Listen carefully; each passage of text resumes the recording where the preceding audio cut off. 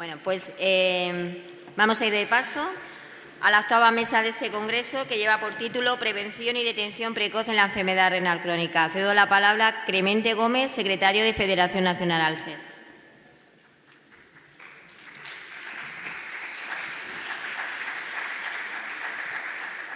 Buenos días a todos. Esta mesa para mí pienso que para la asociación ALCER es la más importante porque es prevención y detección de la enfermedad renal crónica. En primer lugar, interviene la doctora Beatriz Fernández, coordinadora del proyecto ARCO, nefróloga de la Fundación Renal Díaz Jiménez de Madrid.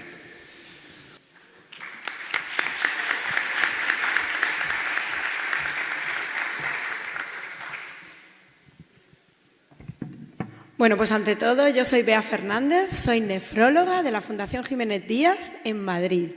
Y estoy emocionada y doy muchísimas gracias por estar hoy aquí con vosotros, que sois la razón por la que estamos nosotros aquí.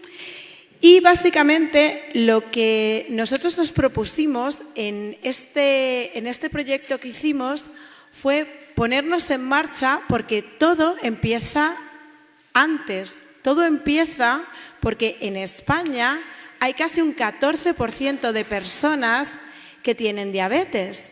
La mitad de las personas no saben que la tienen, pero es que alrededor del 50% de las personas que se sientan en una sala de hemodiálisis, de las personas que están trasplantadas, tienen una diabetes y probablemente parte o toda la causa de su enfermedad sea la diabetes. Por lo tanto, cuanto antes hacemos las cosas, mejor. Y si el paciente y si la persona no tiene que llegar nunca a mi consulta, pues todavía muchísimo mejor.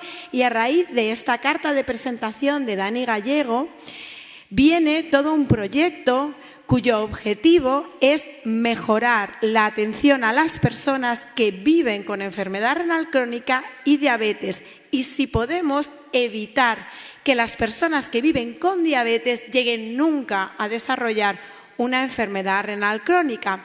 Para esto hicimos un manifiesto, pero antes de todo este manifiesto se hizo una investigación con una documentación y después se nos hicieron una serie de entrevistas a personas que trabajamos codo a codo en la consulta o en la planta de hospitalización con personas que viven con enfermedad renal crónica y diabetes. Esto lo hizo una consultora y después nos reunieron a todos a ver qué era lo que podíamos sacar en claro todos juntos y cómo podíamos hacer o cómo podíamos ser nosotros el motor o el artífice del cambio.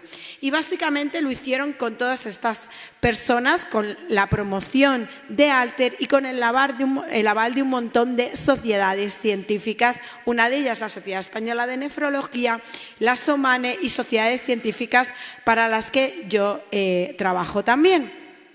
Básicamente, quiero deciros que uno de los problemas principales de la enfermedad renal crónica es que es una necesidad poco cubierta porque más del 50% de las personas que tienen enfermedad renal crónica no sabían ni siquiera cuando las diagnosticaron que tenían una enfermedad relacionada con la diabetes, pero es que alguna de ellas ni siquiera sabía que era diabética.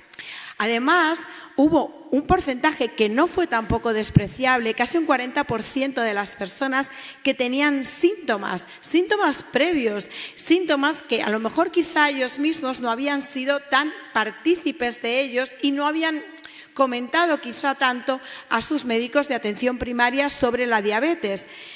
Y básicamente, y esto quizás sea lo más importante para nosotros hoy aquí, para contar con vosotros, el 88% de estas personas notaron que el diagnóstico de la patología tuvo un impacto muy importante y muy profundo en sus vidas. Por lo tanto, a nosotros nos parece que la oportunidad está en intervenir pronto y que además intentando preservar al máximo posible, utilizando los tratamientos que tenemos para mejorar la enfermedad renal crónica ligada a la diabetes, vamos a hacer mucho más por el beneficio y el bienestar de nuestros pacientes.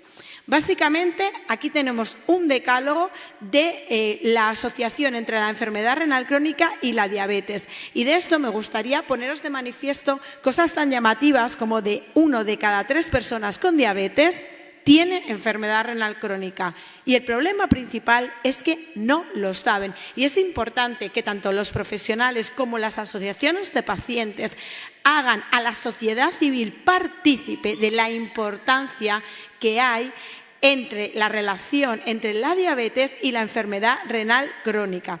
Pero es que fijaros, la mayoría de los casos de enfermedad renal asociada a la diabetes se detectaron cuando las personas ya tenían un estadio muy avanzado de la enfermedad y por tanto es importantísimo que nosotros seamos capaces de alertar a la población, de detectar la enfermedad a tiempo y de hacer que esta enfermedad pase de ser una enfermedad renal crónica avanzada. A mí la palabra terminal no me gusta, creo que la palabra es una enfermedad renal crónica más avanzada, a simplemente quedarnos en una parte en la que nosotros podemos prevenir, diagnosticar y, si necesitamos, intervenir sobre la enfermedad, sobre la patología, para que el seguimiento lleve al paciente a nunca necesitar sesiones de tratamiento sustitutivo. Estas son las claves para prevenir la enfermedad renal crónica. Concienciar, fomentar la identificación, capacitarnos a nosotros, que somos los profesionales que os vamos a poder ayudar en las consultas o en las hospitalizaciones. Protocolizar. Creo que esto es súper importante y es algo que definimos nosotros muy bien. Tiene que ser igual que nos tratemos en Salamanca, que nos tratemos en Madrid, que nos tratemos en Barcelona. Todos tenemos que tener el mismo acceso y la misma protocolización, sobre todo porque la patología es la misma y el final también es el mismo. Y fomentar sobre todo la participación activa de las personas que viven con la enfermedad y que tantísimo nos van a ayudar a nosotros a comprenderla mejor. En este tema de la concienciación, y voy a pasar directamente al dibujito, nosotros nos planteamos desarrollar campañas educativas y en ello estamos. Campañas de concienciación de la sociedad civil. La gente no se mide la albuminuria. La gente no sabe qué es la albuminuria. La gente sí sabe lo que es el colesterol y sale gente famosa tomando batiditos, pero no saben lo que es la enfermedad renal, que es importantísima, que es algo que nos cambia la vida cuando la padecemos. Entonces es muy importante que la sociedad civil se conciencia y se conciencia por los medios de comunicación, por las redes sociales, y para nosotros es una prioridad el concienciar a las personas de la importancia de prevenir la enfermedad renal. ¿Cómo fomentamos la identificación? Pues la fomentamos con la monitorización y con la identificación activa.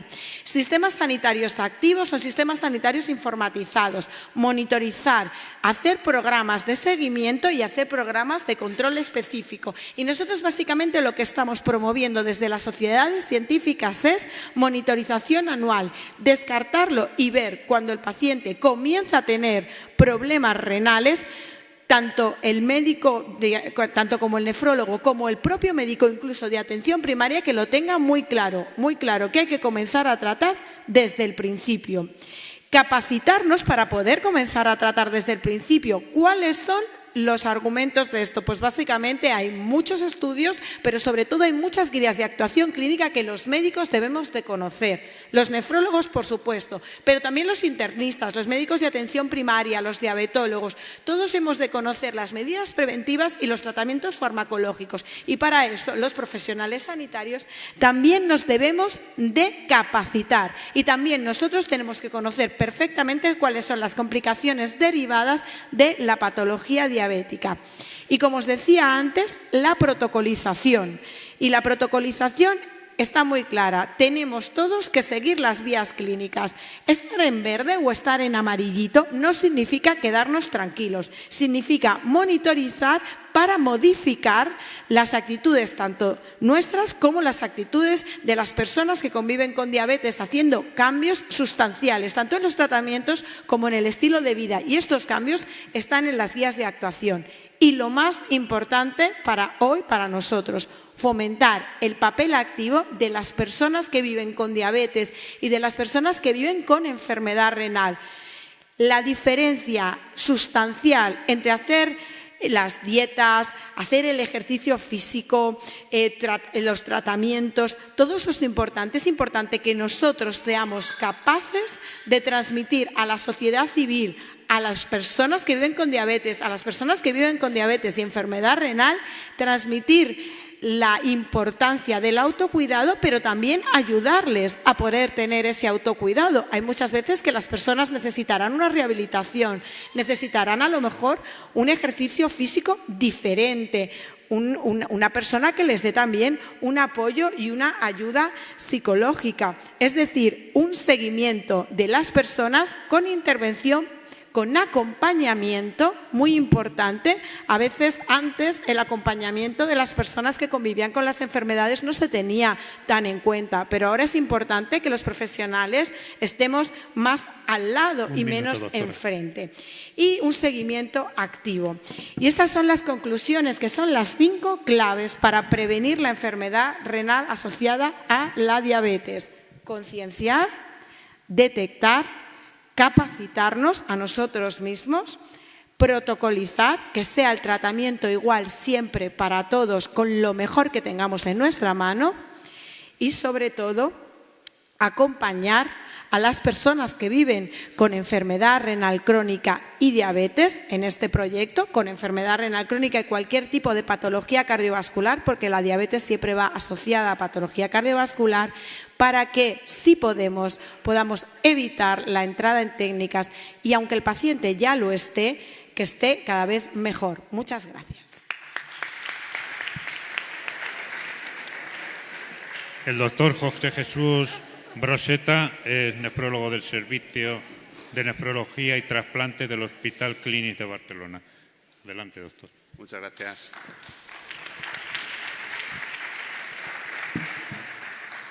Bueno, gracias por la invitación y como vengo de Barcelona y después del evento de ayer, lo primero es decir que en realidad soy valenciano y no tengo nada que ver con el Barça, así que los del Real Madrid pues es lo que hay. Lo siento mucho.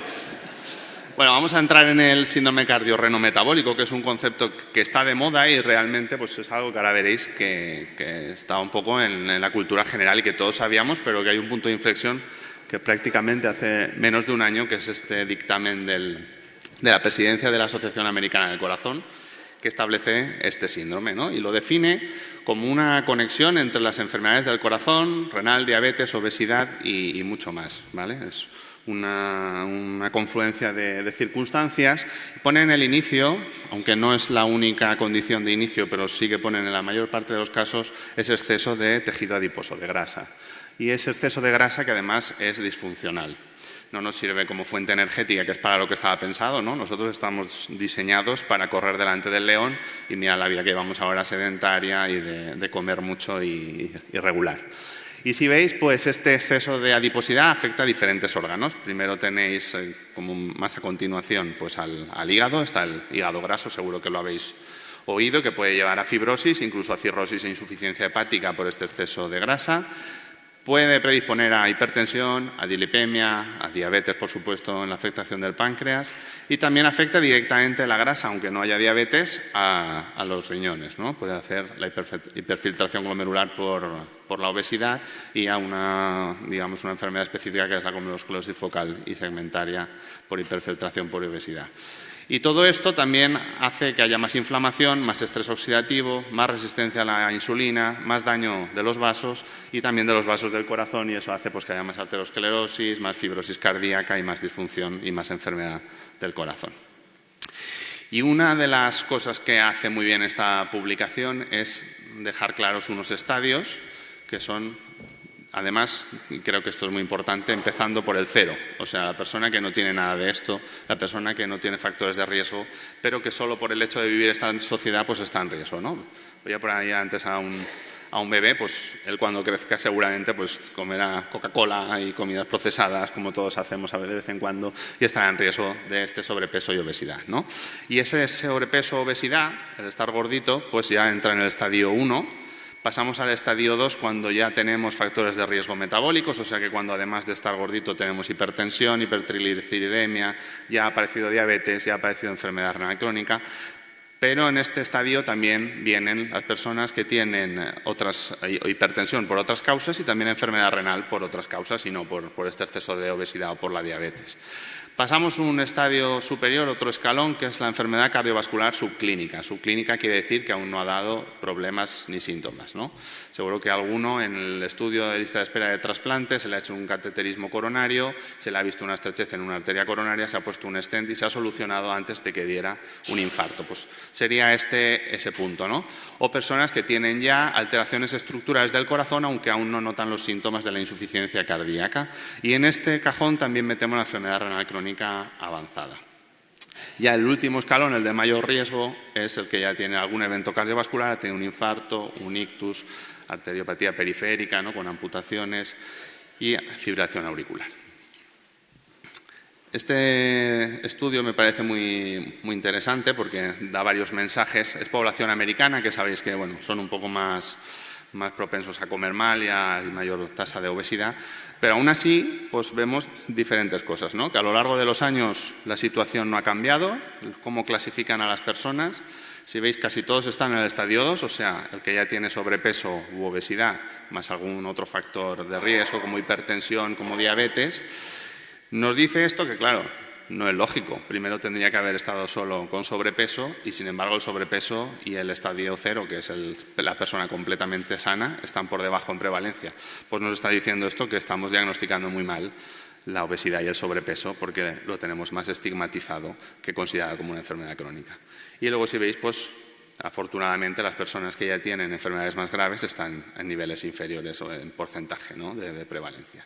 Otra buena cosa, y no lo vais a poder leer, pero no era el objetivo contároslo, sino simplemente que veáis que esta publicación además da recomendaciones de tratamiento en global, porque los médicos nos gusta mucho centrarnos en lo que hemos estudiado y en nuestra enfermedad, en nuestro nicho de confort, y hay guías clínicas de nefro, hay guías de clínicas de nefro para diabéticos, hay de diabéticas en los que mencionan la nefropatía, pero cada una dice una cosa, muchas veces están de acuerdo, pero incluso a veces hay discrepancias, ¿no? Y en estas recomendaciones generales, pues dan para cada estadio de los que hemos explicado, pues unas recomendaciones y unos objetivos y unos tratamientos más o menos específicos. Otra cosa muy buena que hacen es que hacen un enfoque pensando en el paciente, ¿no?, en la experiencia del paciente y centrando todo este síndrome en las personas. Lo primero, pues hablan de una detección precoz para una prevención eficiente y una detección precoz que tiene que empezar desde la infancia, ¿no? Y la obesidad infantil cada vez es más importante, o sea, pensar que esto no podemos esperar a cuando me jubile mirármelo. Que haya eso cribado desde etapas iniciales de la vida, pero además que ese cribado sea accesible en todos los grupos sociales y en todos los niveles asistenciales, ¿no? Desde la analítica del trabajo, que como decía la doctora Fernández, que no incluye la albuminuria muchas veces, no saben ni lo que es, pero es que en atención primaria, ¿no?, hay cosas que no deberían solo ser pedidas por especialistas. Luego el modelo de manejo multidisciplinar, y es un poco en la línea de lo que decía antes, ¿no? Pues que tenemos que trabajar en equipo y no pensar solo en nuestro nicho como especialistas, mejorar el tratamiento del sobrepeso y obesidad y concienciar mucho en este sentido de que es una enfermedad crónica y hacer pues una promoción de la salud de forma comunitaria, ¿no? Y este enfoque pues al final lleva a que cada especialista o cada patología busca unos objetivos, pero en total sumemos y miremos por la salud global de la persona. Y no solo miremos los aspectos médicos, sino que hay otros factores que a veces podemos modificar y que a veces no. Tenemos cierta predisposición individual, todos tenemos una herencia genética que no podemos cambiar, podemos modular cosas, pero bueno, luego hay cosas de comportamiento, pues del sueño, del tabaquismo, de las relaciones sociales, que qué acto social no tiene una comida asociada, ¿no? Quedas con alguien, quedas para comer, para tomar una cerveza, para tomar un café, es muy difícil separar una cosa de la otra. Luego aspectos ya más sociales en grande, comunitarios. Y en cuanto a esta implementación de un manejo integral, pues hay que buscar un manejo basado en calidad y en cantidad, ¿no? Y equipos multidisciplinares que trabajemos no solo diferentes especialistas, sino de enfermería, trabajador social, psicólogos, para mejorar la salud global de las personas. Y todo ello nos lleva a que sobre lo que hay que actuar es sobre la raíz de la mayor parte de esto, ¿no?, que es el sobrepeso y la obesidad.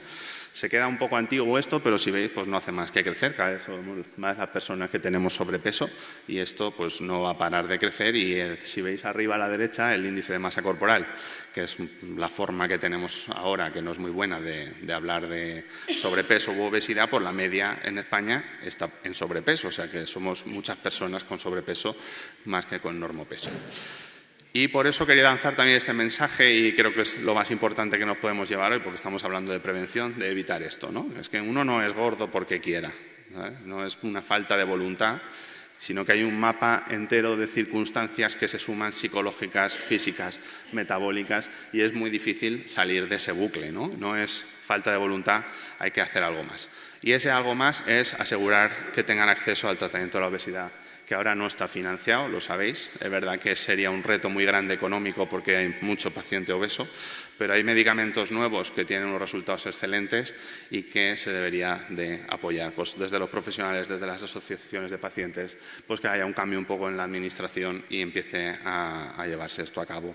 Y al final, pues que trabajemos todos en equipo y que huyamos de centrarnos en el riñón, en el corazón, sino que tratemos a la persona y a su riesgo cardiorreno-metabólico. Muchas gracias.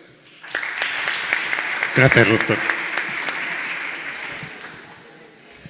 A continuación tenemos la ponencia del proyecto Prevence CKD, Mejora de la prevención de la enfermedad renal crónica en la Unión Europea, un enfoque específico para la acción.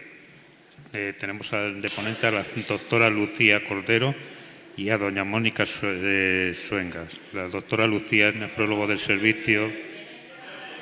¿Perdón? Que hables más alto. Vale. La doctora Lucía es nefrólogo del Servicio de Nefrología del Hospital Universitario Fundación Jiménez Díaz de Madrid y doña Mónica Suengas es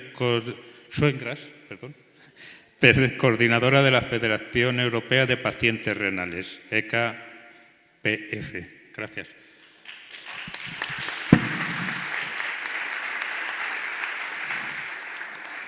Buenos días. Bueno, yo soy Mónica Suengas, soy trabajadora de Federación Nacional Alcer y, como sabéis, llevamos también la Federación Europea.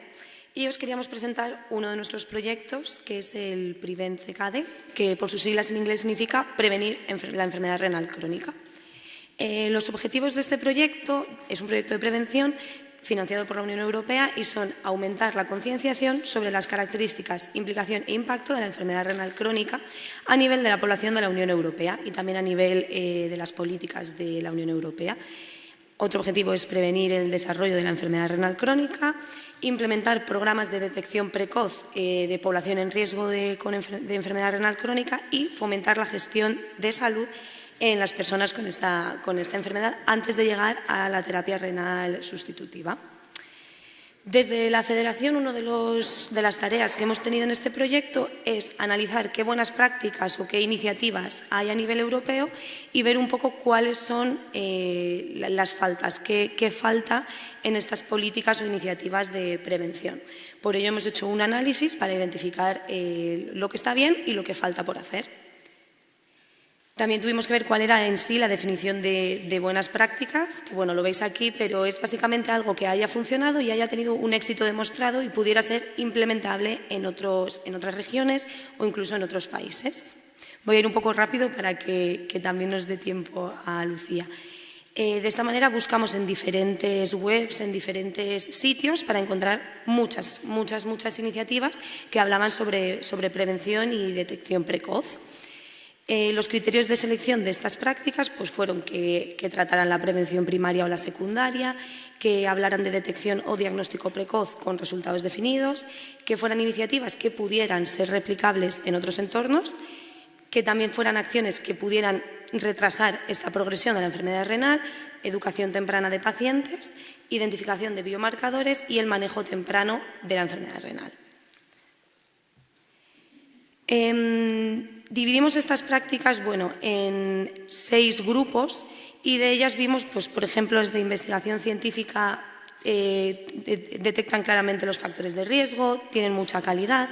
En cuanto a las guías clínicas o los manuales, pues son una información muy confiable y además sí que hablan de cómo mejorar la predicción o reducir complicaciones antes de la enfermedad renal.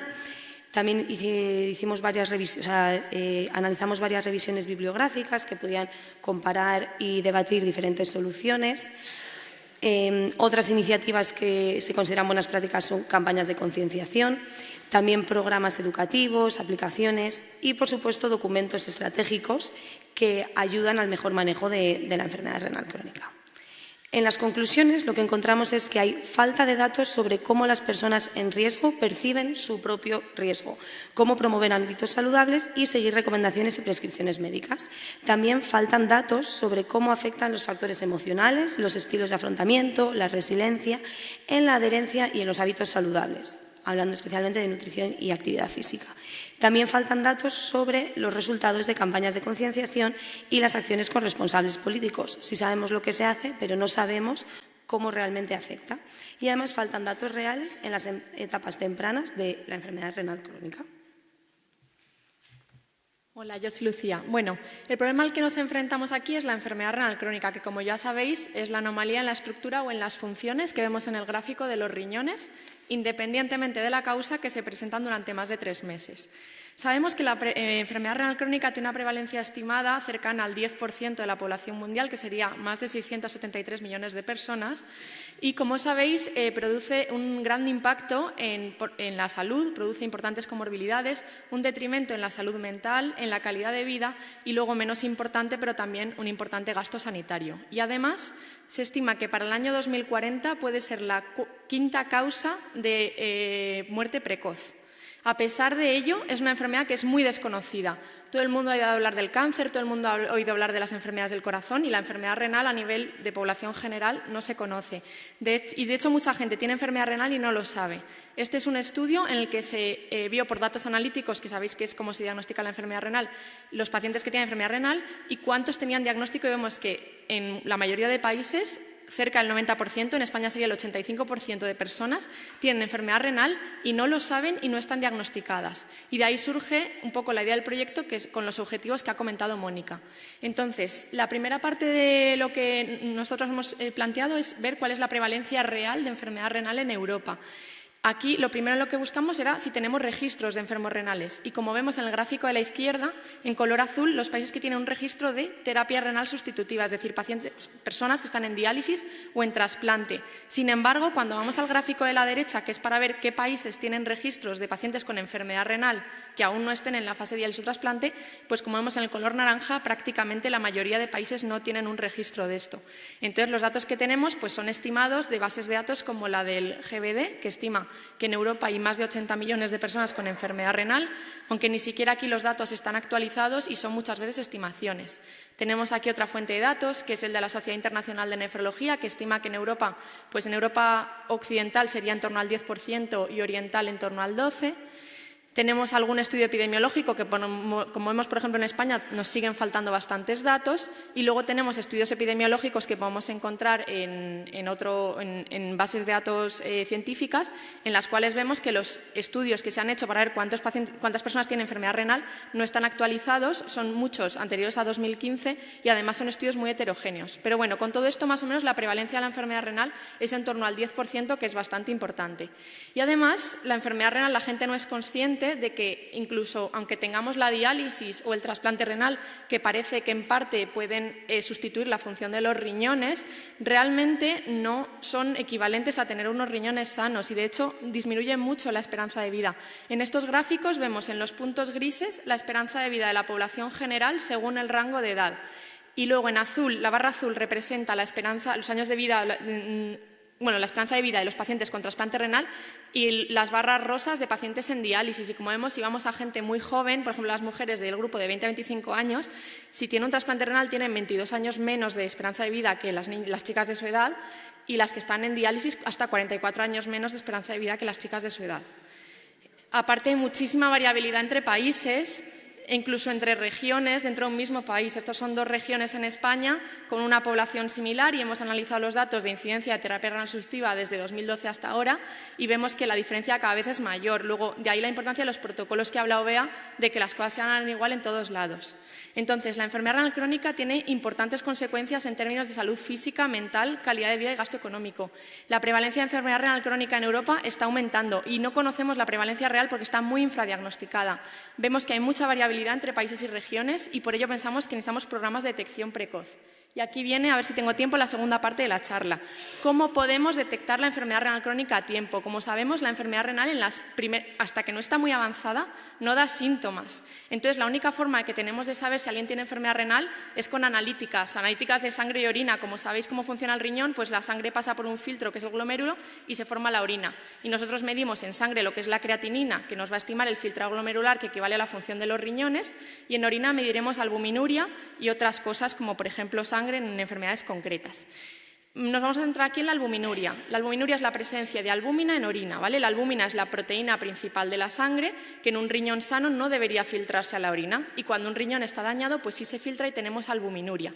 La albuminuria en sí misma es un marcador de daño renal, significa que el riñón tiene un problema y además es el principal factor de riesgo de progresión de enfermedad renal. Y de ahí este gráfico que probablemente a muchos os suene, en el que tenemos en la parte de la izquierda los grados de enfermedad renal según el filtrado glomerular y en la parte de la derecha de albuminuria. Cuanto menos filtrado glomerular y más albuminuria, peor. Yo en una charla había un compañero que lo comparaba como si vamos en un vehículo que se dirige hacia un precipicio, ¿vale? Entonces, siendo ese precipicio lo que sería la diálisis o el trasplante. Entonces, a nosotros nos interesa, por un lado, a qué distancia estamos del precipicio, eso sería el filtrado glomerular, cuanto mejor filtrado glomerular, más lejos estamos de caernos, pero la albuminuria es la velocidad a la que va el vehículo. Luego es súper importante porque puedes estar cerca del precipicio, pero el coche está parado, en ese sentido a lo mejor nunca tienes un problema, pero puedes estar lejos del precipicio y que el coche vaya a toda velocidad. Además, la albuminuria, si detectamos la enfermedad renal solo por el filtrado, la vamos a detectar tarde. Y si la detectamos por albuminuria, la podemos detectar en fases más precoces. Y a día de hoy tenemos bastantes fármacos que han surgido además en los últimos años que han demostrado que disminuyen la albuminuria y por tanto pueden retrasar mucho la progresión de la enfermedad renal. Si esta enfermedad renal la detectamos tarde con un filtrado de 20 y empezamos ahí los fármacos, podemos retrasar unos 2 años la diálisis, pero si la detectamos en fases precoces de la enfermedad renal con un filtrado normal, podemos retrasar hasta 26 años la diálisis. Por eso es súper importante detectar la albuminuria. Entonces, viendo lo que dicen las guías, tanto a nivel europeo como a nivel de España o de comunidades autónomas, se recomienda la medición de albuminuria en gente, medido un poco precoz, pero fundamentalmente gente mayor de 60 años, con factores de riesgo cardiovascular, es decir, con hipertensión, con diabetes, con obesidad, etc. Nosotros evaluamos en un estudio, teniendo en cuenta todas estas recomendaciones, si cogiésemos a toda la población general, en concreto de la Comunidad de Madrid, para ver cuánto requeriría medición de albuminuria, pues prácticamente el 50% de la población de la Comunidad de Madrid cumple algún criterio para detectar albuminuria. Y si cogemos a la población mayor de 50 años, tenemos que el 80% de la población mayor de 50 años cumple algún criterio para hacer medición de albuminuria. Y entonces nos planteamos, ¿por qué no lo hacemos sistemáticamente?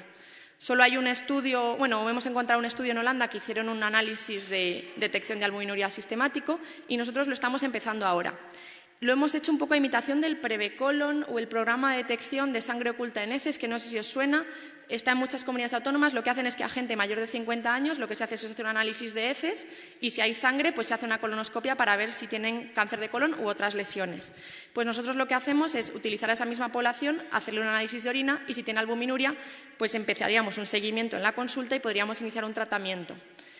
Este es un poco el proceso de nuestro proyecto, que no me voy a detener, pero se hace la orina y en función de los valores pues se sigue una rama u otra y lo acabamos de empezar hace nada a ver qué tal los resultados, pero tenemos muchas esperanzas. Y como conclusiones, la enfermedad renal es una enfermedad de evolución lenta y progresiva que no produce síntomas hasta fases avanzadas.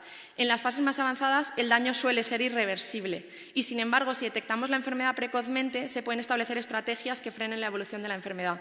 Y por eso es imprescindible el diagnóstico precoz para poder actuar a tiempo. La albuminuria es un marcador que en sí mismo es definitorio de enfermedad renal y es el principal factor de riesgo de progresión, sobre el que tenemos diferentes opciones terapéuticas. Y por eso, con nuestro programa de cribado, queremos detectarlo precozmente para evitar esta progresión hacia la enfermedad renal crónica avanzada. Muchas gracias por la ponencia. Creo que andamos ya un poco justos de tiempo, nos hemos pasado ya 20 minutos. Sí, perdón. Pienso que nos hemos pasado ya 20 minutos del horario de la mañana. Entonces, si alguien quiere hacer alguna pregunta, pues que la haga a través de la Federación Nacional Alcer y creo que les contestarán muy amablemente. Muchas gracias.